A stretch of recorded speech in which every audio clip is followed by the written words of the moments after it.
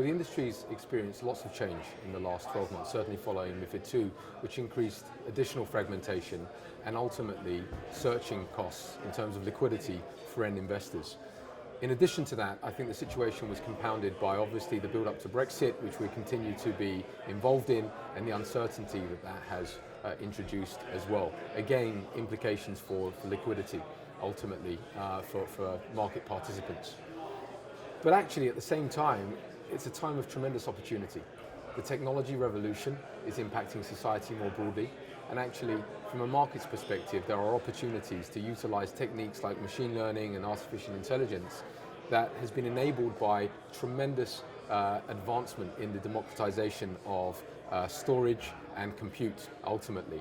So we're seeing lots of innovation in this space that is focused on ultimately improving performance in the interests of end investors. And I think that's what makes today even more interesting as we bring together, from a Plato partnership perspective, academics, buy side and sell side. There is a tremendous opportunity to collectively bring minds together to focus on reducing complexity in markets and also ultimately costs for the end investor. Historically, firms have attempted to solve their own data problems in isolation. And we are in an era where cost has increased and also the tools to standardize have improved. So in order to be more efficient, to manage the cost increase, and also utilize the technologies of today and the tools of today, there's a real opportunity and demand for a provider like BMLL.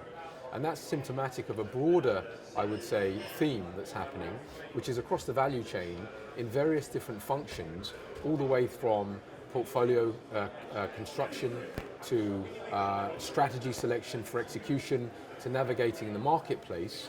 There are all sorts of different technology companies that are turning up with a more open source based approach that allows market practitioners to stitch together the relevant technologies where it makes sense with where they have IP and alpha in order to focus on internal focused developments as well.